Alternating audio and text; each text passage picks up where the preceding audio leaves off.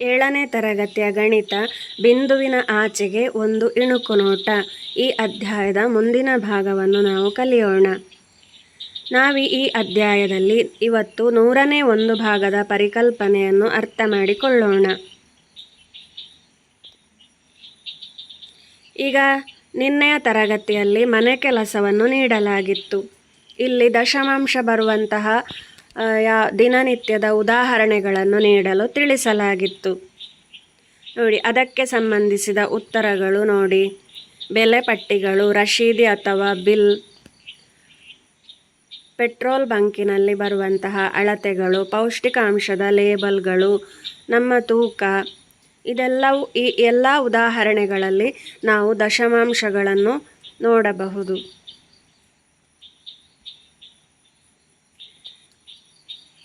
ನ್ಯಾನ್ಸಿಗೆ 1 ರೂಪಾಯಿಗೆ 4 ಚಾಕ್ಲೇಟುಗಳು ಸಿಕ್ಕಿದವು. ಅವಳ ಸ್ನೇಹಿತೆ ಸೀಮಾ ಬೇರೆ ವಿಧದ ಚಾಕ್ಲೇಟನ್ನು ಖರೀದಿಸಿದ್ದರಿಂದ ಅವಳಿಗೆ 1 ರೂಪಾಯಿಗೆ ಕೇವಲ 2 ಚಾಕ್ಲೇಟುಗಳು ಮಾತ್ರ ಸಿಕ್ಕಿದವು. ನ್ಯಾನ್ಸಿ ಖರೀದಿಸಿದ 1 ಚಾಕ್ಲೇಟಿನ ಬೆಲೆ ಎಷ್ಟು? ಸೀಮಾ ಖರೀದಿಸಿದ 1 ಚಾಕ್ಲೇಟಿನ ಬೆಲೆ ಎಷ್ಟು? ನ್ಯಾನ್ಸಿಯ ಚಾಕ್ಲೇಟ್ 1 ರೂಪಾಯಿಗೆ 4, ಸೀಮಾಳ ಚಾಕ್ಲೇಟ್ 1 ರೂಪಾಯಿಗೆ 2. ಇಲ್ಲಿ ಗಮನಿಸಿ, 1 ರೂಪಾಯಿ ಸಮ 100 ಪೈಸೆ. ಆದ್ದರಿಂದ 1 ಪೈಸೆಯು 1 ರೂಪಾಯಿಯ 100ರಲ್ಲಿ 1 ಭಾಗವಾಗಿದೆ. ಅಂದರೆ 1 ಪೈಸೆ ಸಮ 1 ರೂಪಾಯಿಯ 100ನೇ ಒಂದು ಭಾಗ, ಅಂದರೆ 100ನೇ 1 ರೂಪಾಯಿ ಅಥವಾ 0.01 ಎಂದು ನಾವು ಬರೆಯಬಹುದು. 100ನೇ 1 ರೂಪಾಯಿ, 100ನೇ ಒಂದನ್ನು ನಾವು 0.01 ಎಂದು ಬರೆಯಬಹುದು. ನ್ಯಾನ್ಸಿ ಖರೀದಿಸಿದ್ದು 1 ರೂಪಾಯಿಗೆ 4 ಚಾಕ್ಲೇಟುಗಳು, ಅಂದರೆ 100 ಪೈಸೆಗೆ 4 ಚಾಕ್ಲೇಟ್. ಆದ್ದರಿಂದ 1 ಚಾಕ್ಲೇಟಿನ ಬೆಲೆ ಸಮ 100 ಪೈಸೆ ಭಾಗಿಸು 4, ಅಂದರೆ 25 ಪೈಸೆ. ಗಮನಿಸಿ, 25 ಪೈಸೆ ಎಂದರೆ 1 ರೂಪಾಯಿಯ 100 ಭಾಗಗಳಲ್ಲಿ 25 ಭಾಗಗಳು ಸಮ 100ನೇ 25, ಅಂದರೆ 0.25 ರೂಪಾಯಿ. 0.25 ಎಂದು ಈ ರೀತಿ ಬರೆಯುತ್ತೇವೆ. ಸೀಮಾಳ ಚಾಕ್ಲೇಟ್, ಇಲ್ಲಿ ಸೀಮಾ ಖರೀದಿಸಿದ್ದು 1 ರೂಪಾಯಿಗೆ 2 ಚಾಕ್ಲೇಟುಗಳು, ಅಂದರೆ 100 ಪೈಸೆಗೆ 2 ಚಾಕ್ಲೇಟುಗಳು. ಆದ್ದರಿಂದ 1 ಚಾಕ್ಲೇಟಿನ ಬೆಲೆ ಸಮ 100 ಪೈಸೆ ಭಾಗಿಸು 2, ಅಂದರೆ 50 ಪೈಸೆ. ಇಲ್ಲಿ 50 ಪೈಸೆ ಎಂದರೆ 1 ರೂಪಾಯಿಯ 100 ಭಾಗಗಳಲ್ಲಿ 50 ಭಾಗಗಳು ಸಮ 100ನೇ 50. 100ನೇ 50 ಎಂದರೆ 0.50. ರೂಪಾಯಿಯನ್ನು ದಶಮಾಂಶ ರೂಪದಲ್ಲಿ ಬರೆಯುವಾಗ ದಶಮಾಂಶ ಬಿಂದುವಿನ ನಂತರ ಯಾವಾಗಲೂ 2 ಸ್ಥಾನಗಳು ಇರಬೇಕು. ಆದ್ದರಿಂದ ರೂಪಾಯಿ 0.5 ಎಂದು ಬರೆಯುವುದು ಸರಿಯಲ್ಲ. ಸರಿಯಾದ ರೂಪವು 0.50 ಆಗಿರುತ್ತದೆ. 100ನೇ ಒಂದು ಭಾಗವನ್ನು ಅರ್ಥ ಮಾಡಿಕೊಳ್ಳೋಣ. ಈ ಚೌಕವು ಒಂದು ಪೂರ್ಣ ಭಾಗ ಅಥವಾ ಒಂದನ್ನು ಪ್ರತಿನಿಧಿಸುತ್ತದೆ ಎಂದು ಭಾವಿಸೋಣ. ಈ ಪೂರ್ಣ ಭಾಗವನ್ನು 100 ಸಮಾನ ಭಾಗಗಳಾಗಿ ವಿಂಗಡಿಸಿದರೆ ಈ ಪ್ರತಿಯೊಂದು ಸಣ್ಣ ಭಾಗಗಳ ಭಿನ್ನರಾಶಿ ಎಷ್ಟು? ಈ ಪ್ರತಿಯೊಂದು ಸಣ್ಣ ಭಾಗವು 100ನೇ ಒಂದು ಭಾಗ ಆಗಿರುತ್ತದೆ, ಅಥವಾ ಇದನ್ನು 0.01 ಎಂದು ಬರೆಯಬಹುದು. ಈಗ ಇಲ್ಲಿ 100 ಭಾಗಗಳಲ್ಲಿ 25ಅನ್ನು ಈ ರೀತಿ ಚಿತ್ರಿಸಬಹುದು. 100ನೇ 25, ಅಥವಾ ಇದನ್ನು 0.25 ಎಂದು ಬರೆಯಬಹುದು. ಅದೇ ರೀತಿ ಹಳದಿ ಬಣ್ಣದಲ್ಲಿ ಬಣ್ಣ ಹಚ್ಚಿದ ಭಾಗಗಳ ಸಂಖ್ಯೆಯನ್ನು ಬರೆಯಿರಿ. ನೀವಿಲ್ಲಿ ಹಳದಿ ಬಣ್ಣದಲ್ಲಿರುವಂತಹ ಚೌಕಗಳನ್ನು ಲೆಕ್ಕ ಮಾಡಿ ಅದನ್ನು ಅಂಶದಲ್ಲಿ ಬರೆಯಬೇಕು. ಎಗೆ ಉತ್ತರ 100 ಭಾಗಗಳಲ್ಲಿ 35, ಅಂದರೆ 0.35. ಬಿಗೆ 100 ಭಾಗಗಳಲ್ಲಿ 73, ಅಂದರೆ 0.73. ಸಿಗೆ 100 ಭಾಗಗಳಲ್ಲಿ 28, ಅಂದರೆ 0.28. ಈ ಚಿತ್ರದಲ್ಲಿ ಬಣ್ಣ ಹಚ್ಚಿದ ಪ್ರತಿಯೊಂದು ಭಾಗದ ಭಿನ್ನರಾಶಿ ಮತ್ತು ದಶಮಾಂಶ ರೂಪವನ್ನು ಬರೆಯಿರಿ.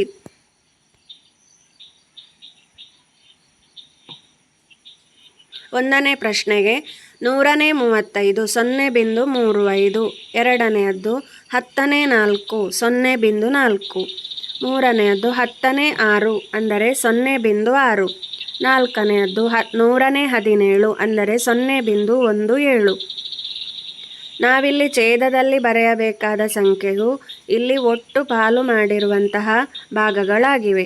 ಅಂಶದಲ್ಲಿ ಬರೆಯಬೇಕಾದ ಸಂಖ್ಯೆಯು ಬಣ್ಣ ಹಚ್ಚಿದ ಭಾಗಗಳ ಸಂಖ್ಯೆಗಳಾಗಿವೆ. ಐದನೇ ಪ್ರಶ್ನೆಗೆ 108 0.08. ಆರನೇ ಪ್ರಶ್ನೆಗೆ 111 0.11. ಏಳನೇ ಪ್ರಶ್ನೆಗೆ 158 ಅಥವಾ 0.58. ಎಂಟನೇ ಪ್ರಶ್ನೆಗೆ 10/9 ಅಥವಾ 0.9. ಬಣ್ಣದ ಟೈಲ್ಸ್ಗಳು. ಇಲ್ಲಿ ಚಿತ್ರದಲ್ಲಿ ವಿವಿಧ ಬಣ್ಣಗಳಲ್ಲಿ ಚೌಕಗಳಿಗೆ ಬಣ್ಣ ತುಂಬಿ ಒಂದು ವಿನ್ಯಾಸವನ್ನು ರಚಿಸಲಾಗಿದೆ. ಪ್ರತಿ ಬಣ್ಣವು ಆವರಿಸಿರುವ ಚೌಕಗಳ ಭಾಗವನ್ನು ಗುರುತಿಸಿ ಅದರ ಸಂಖ್ಯೆಯನ್ನು ಬರೆಯಿರಿ. ಮುಂದಿನ ಸ್ಲೈಡ್ನಲ್ಲಿರುವ ಕೋಷ್ಟಕವನ್ನು ನಿಮ್ಮ ನೋಟ್ಬುಕ್ನಲ್ಲಿ ಬರೆದು ಪ್ರತಿಯೊಂದು ಭಾಗದ ದಶಮಾಂಶ ಸಂಖ್ಯೆಯನ್ನು ದಾಖಲಿಸಿ. ಇಲ್ಲಿ ಹಳದಿ ಬಣ್ಣದ ದಶಮಾಂಶ ಸಂಖ್ಯೆಯು 0.15 ಆಗಿರುತ್ತದೆ. ಅದೇ ರೀತಿ ನೀಲಿ, ಹಸಿರು, ಗುಲಾಬಿ ಮತ್ತು ಬೂದು ಬಣ್ಣದಲ್ಲಿರುವಂತಹ ಬಣ್ಣಗಳ ದಶಮಾಂಶ ರೂಪವನ್ನು ಬರೆಯಿರಿ. ಇಲ್ಲಿ ನೀಲಿ, ಹಸಿರು, ಗುಲಾಬಿ, ಹಳದಿ ಬಣ್ಣದಲ್ಲಿ ಇರುವಂತಹ ಬಣ್ಣಗಳ ದಶಮಾಂಶ ಸಂಖ್ಯೆಯು ಸಮವಾಗಿದೆ, ಅಂದರೆ 0.15 ಆಗಿರುತ್ತದೆ. ಬೂದು ಬಣ್ಣದಲ್ಲಿರುವಂಥದ್ದು 0.40 ಭಾಗ ಆಗಿರುತ್ತದೆ. ಎರಡನೇ ಚಟುವಟಿಕೆ, ನಿಮ್ಮ ಸ್ವಂತ ವಿನ್ಯಾಸವನ್ನು ಮಾಡಿ. ಇಲ್ಲಿ ತೋರಿಸಿರುವಂತೆ 10x10 ಗ್ರಿಡ್ಡನ್ನು ಬಿಡಿಸಿ ಗ್ರಿಡ್ಡನ್ನು ವಿವಿಧ ಬಣ್ಣಗಳಿಂದ ತುಂಬಿಸಿ ಪ್ರತಿಯೊಂದು ಬಣ್ಣದಿಂದ ಆವರಿಸಿದ ಗ್ರಿಡ್ಡಿನ ಭಾಗಕ್ಕೆ ದಶಮಾಂಶ ಸಂಖ್ಯೆಯನ್ನು ಬರೆಯಿರಿ.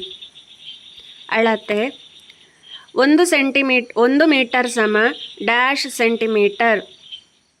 ಇಲ್ಲಿ 1 ಮೀಟರ್ ಎಂದರೆ 100 ಸೆಂಟಿಮೀಟರ್ ಆಗಿರುತ್ತದೆ. ಆದ್ದರಿಂದ 1 ಸೆಂಟಿಮೀಟರ್ ಸಮ 100ನೇ ಮೀಟರ್ ಅಂದರೆ 0.01 ಮೀಟರ್ ಆಗಿರುತ್ತದೆ. 1 ಮೀಟರಿಗೆ 100 ಸೆಂಟಿಮೀಟರ್. ಹಾಗಾದರೆ 1 ಸೆಂಟಿಮೀಟರ್ ಎಂದರೆ 0.01 ಮೀಟರ್. ಇದು ದಶಮಾಂಶ ರೂಪ. ಇದೇ ರೀತಿ 5 ಸೆಂಟಿಮೀಟರ್ ಎಂದರೆ 0.05 ಮೀಟರ್.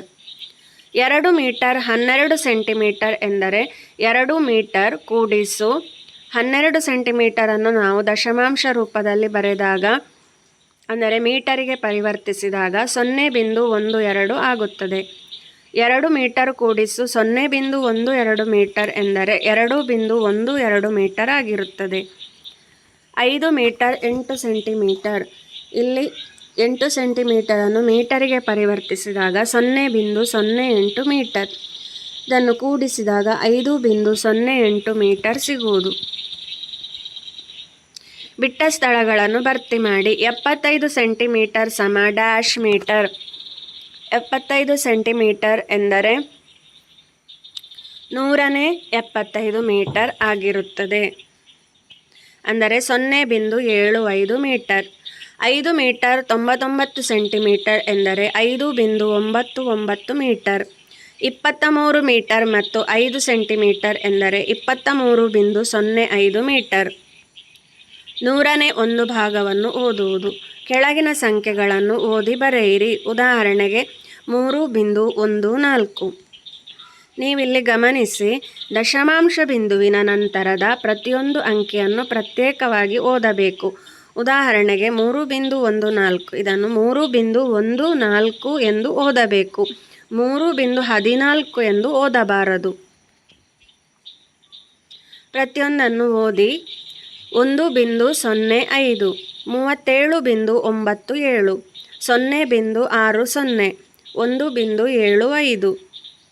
ಬಿಂದುವಿನ ನಂತರ ನಾವು ಪ್ರತಿಯೊಂದು ಅಂಕಿಯನ್ನು ಪ್ರತ್ಯೇಕವಾಗಿ ಓದುತ್ತೇವೆ. ಸ್ಥಾನಬೆಲೆ ಕೋಷ್ಟಕ. ದಶಮಾಂಶ ಸಂಖ್ಯೆಯಲ್ಲಿ ಸ್ಥಾನಬೆಲೆ ಕೋಷ್ಟಕದಲ್ಲಿ ಜೋಡಿಸಿದಾಗ ಅದು ಹೇಗೆ ಕಾಣುತ್ತದೆ? ನಾವು ಹಿಂದಿನ ತರಗತಿಯಲ್ಲಿ 10ನೇ 1ರವರೆಗಿನ ಸ್ಥಾನಬೆಲೆ ಕೋಷ್ಟಕವನ್ನು ಕಲಿತಿದ್ದೇವೆ. ಸ್ಥಾನಬೆಲೆ ಕೋಷ್ಟಕದಲ್ಲಿ ಬಿಂದುವಿನ ಬಲಗಡೆಗೆ ಅಂದರೆ ಬಲಗಡೆಗೆ ಬರುವ ಪ್ರತಿಯೊಂದು ಮುಂದಿನ ಬೆಲೆಯು ಹಿಂದಿನ ಬೆಲೆಯ 10ನೇ 1 ಭಾಗವಾಗಿರುತ್ತದೆ. 10ನೇ 1 ಆದ ಮೇಲೆ 100ನೇ 1 ಬರೆಯುತ್ತೇವೆ. ಅಂಕಿಗಳನ್ನು ಸರಿಯಾದ ಸ್ಥಾನದಲ್ಲಿ ಇರಿಸಿ. 878. ಇದು ದಶಮಾಂಶ ಸಂಖ್ಯೆ ಅಲ್ಲದ ಕಾರಣ ಬಿಂದುವಿನ ಬಲಗಡೆಯಲ್ಲಿ ನಾವು ಏನು ಬರೆಯುವ ಅಗತ್ಯವಿಲ್ಲ. ಅಲ್ಲಿ ನಾವು 0ಯನ್ನು ಬರೆಯಬಹುದು. ಇಲ್ಲಿ ಬಿಡಿ ಸ್ಥಾನದಲ್ಲಿ 8, 10ರ ಸ್ಥಾನದಲ್ಲಿ 7, 100ರ ಸ್ಥಾನದಲ್ಲಿ 8ಅನ್ನು ಬರೆಯಬಹುದು. 0.7. ಇಲ್ಲಿ ನೋಡಿ, ಬಿಂದುವಿನ ಎಡಬದಿಯಲ್ಲಿ 0, ಬಿಂದುವಿನ ಬಲಬದಿಯಲ್ಲಿ 10ನೇ 1ರ ಸ್ಥಾನದಲ್ಲಿ 7ಅನ್ನು ಬರೆಯಬಹುದು. 4051.12. 4051 ನಾವು ಬಿಂದುವಿನ ಎಡಬದಿಯಲ್ಲಿ ಇರುವ ಸ್ಥಾನ ಬೆಲೆ ಕೋಷ್ಟಕದಲ್ಲಿ ತುಂಬಿಸಬೇಕು. ಬಿಂದುವಿನ ಬಲಬದಿಯಲ್ಲಿ ಬರುವಂಥದ್ದು 10ನೇ 1ರ ಸ್ಥಾನದಲ್ಲಿ 1, 100ನೇ 1ರ ಸ್ಥಾನದಲ್ಲಿ 2. ಇದೇ ರೀತಿ ಈ ಕೆಳಗೆ ಕೊಟ್ಟಿರುವ ಸಂಖ್ಯೆಗಳ ಅಂಕಿಗಳನ್ನು ಸ್ಥಾನಬೆಲೆ ಕೋಷ್ಟಕದಲ್ಲಿ ಸರಿಯಾದ ಸ್ಥಾನದಲ್ಲಿ ಇರಿಸಿ ಬರೆಯಿರಿ. ಸ್ಥಾನಬೆಲೆ ಕೋಷ್ಟಕವು ಈ ರೀತಿ ಇರುತ್ತದೆ. ಉತ್ತರಗಳನ್ನು ಗಮನಿಸಿ.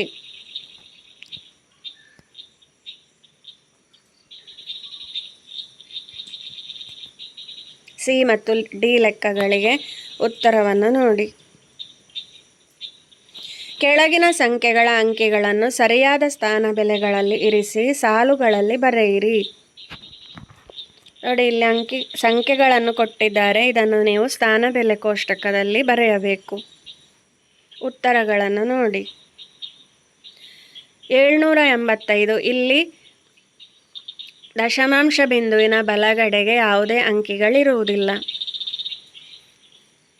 56.4. 56 ಬಿಂದು ಆದ ಮೇಲೆ 10ನೇ 1ರ ಸ್ಥಾನದಲ್ಲಿ 4 ಇದೆ. 100ನೇ 1ರ ಸ್ಥಾನದಲ್ಲಿ ಯಾವುದೇ ಅಂಕಿ ಇಲ್ಲ. 0.59. ನೋಡಿ, ಬಿಂದುವಿನ ಎಡಬದಿಯಲ್ಲಿ ಎಲ್ಲ ಅಂಕಿಗಳು 0 ಆಗಿರುತ್ತದೆ. ಬಿಂದುವಿನ ಬಲಗಡೆಯಲ್ಲಿ 10ನೇ 1ರ ಸ್ಥಾನದಲ್ಲಿ 5, 100ನೇ 1ರ ಸ್ಥಾನದಲ್ಲಿ 9 ಇರುವುದು. ಇದೇ ರೀತಿ ಉಳಿದ ಸಂಖ್ಯೆಗಳನ್ನು ಕೂಡ ಭರ್ತಿ ಮಾಡುವುದು ಹೇಗೆಂದು ನೋಡಿ.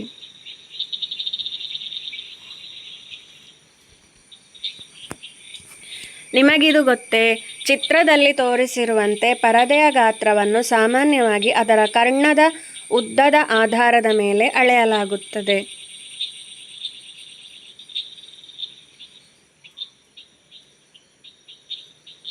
ಮುಂದಿನ ಭಾಗವನ್ನು ನಾವು ಮುಂದಿನ ತರಗತಿಯಲ್ಲಿ ಕಲಿಯೋಣ. ಧನ್ಯವಾದಗಳು.